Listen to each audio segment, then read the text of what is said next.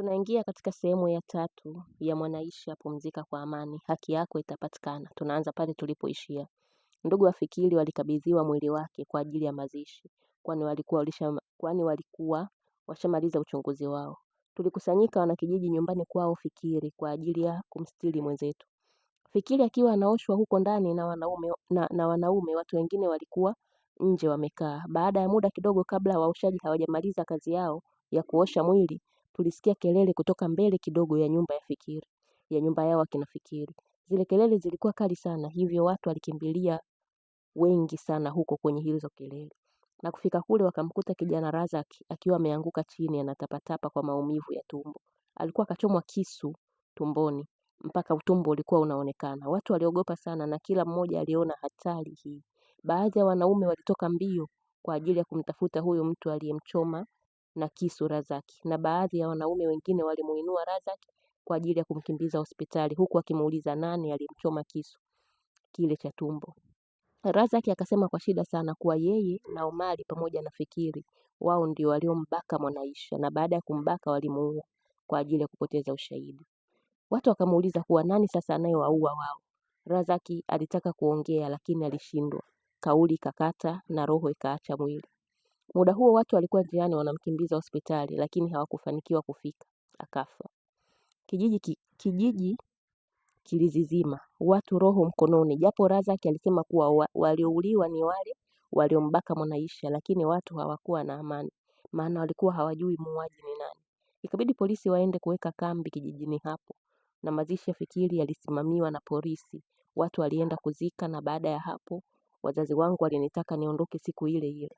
Basi mimi nikajiandaa, na baada ya hapo kabla sijaondoka nilihitaji kwenda kwenye kaburi la Mwanaisha. Nilienda na nikafika, na huko nilienda kuongea machache kwenye kaburi la Mwanaisha. Mwanaisha mama, pumzika kwa amani. Haki yako imepatikana. Wale wote waliohusika kukubaka na kukuua, na wao wote nimeshawaua kwa mkono wangu mimi mwenyewe. Naondoka sasa kijijini nikiwa na amani baada ya kukatisha uhai wa wale wote waliokukatishia uhai wako. Naondoka na sitarudi kwa siku hizi za karibuni. Naenda kuendelea na maisha yangu na najihisi amani sana ndani ya moyo wangu. Nilishindwa kukusaidia siku ile ambayo walikufanyia huo nyama, lakini nimekusaidia kulipa kisasi kwao, kwani naamini roho yako ilienda huku inasononeka kwa kukatishiwa uhai kwa makusudi kabisa. Lakini naomba upumzike kwa amani Mwanaisha, kwa sababu na wao wote nishawakatishia uhai wao. Naomba ulale salama, roho yako ilale mahala pema peponi. Amina. Tutaonana siku moja ambayo na mimi nitakuja huko ulipo. Niliondoka kwenye kaburi la Mwanaisha, na baada ya kufika nyumbani nilisindikizwa na wazazi wangu pamoja na marafiki zangu mpaka stendi. Njia nzima tulikuwa tunaongelea kuhusu mauaji ya wale vijana waliombaka Mwanaisha. Tulichokuwa tunajiuliza ni nani aliyekuwa anawaua wale vijana.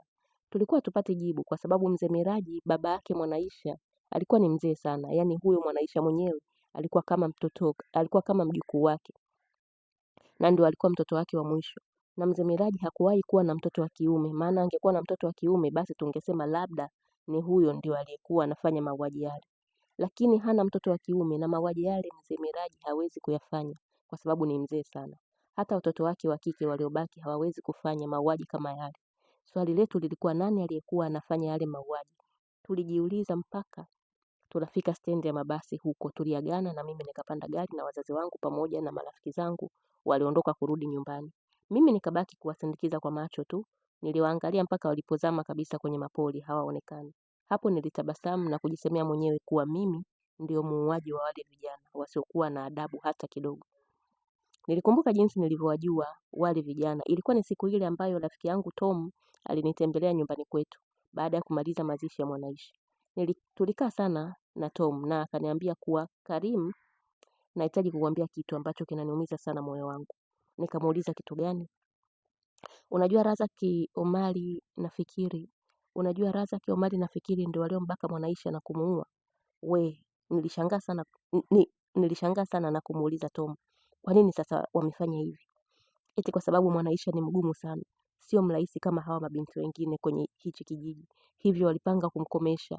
Wao walitaka kumbaka tu ili waweze kufurahisha nafsi zao, lakini walivyokuwa wanambaka katika purukushani, Mwanaisha aliweza kumvua maski Omari aliyokuwa amejiziba nayo usoni, na hapo Mwanaisha akamtambua Omari kuwa ni mmoja ya watu waliokuwa wanambaka. Omari baada ya kuona kagundulika uso wake aliogopa sana na kuambia wenzie kuwa wamuue Mwanaisha kwa sababu atamtaja yeye kuwa ndio aliyembaka. Na yeye akitajwa basi lazima atawataja na wenzie na wataenda kufungwa miaka 30 jela. Hapo wakaamua wamuue Aisha ili waweze kupoteza ushahidi na ndio wakamnyonga.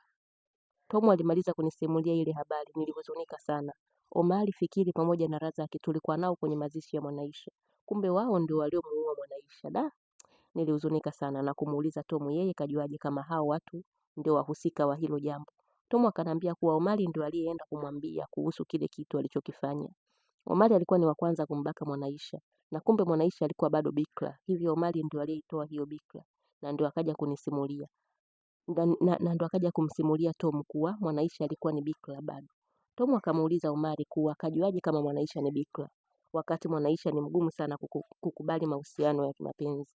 Hapo Omari ndo akasimulia Tom kila kitu walichomfanyia Mwanaisha, huku akimsisitiza kuwa asije kusema kwa mtu yeyote yule, na Tom akasema kuwa hatasema kwa mtu yeyote yule. Baada ya Tom kunisimulia vile, hapo ndo nikaanza kuwasaka moja baada ya mwingine na kuwaua wote, na leo naondoka nikiwa na amani tele moyoni mwangu baada ya kumaliza kilichonipeleka kijijini kwetu.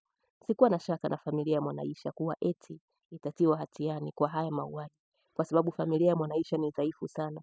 Hivyo hata polisi wakifanya uchunguzi wao watabaini kuwa hii familia haihusiki na chochote kile, hivyo wataachiwa huru. Na huu ndio mwisho wa stori yangu. Bye.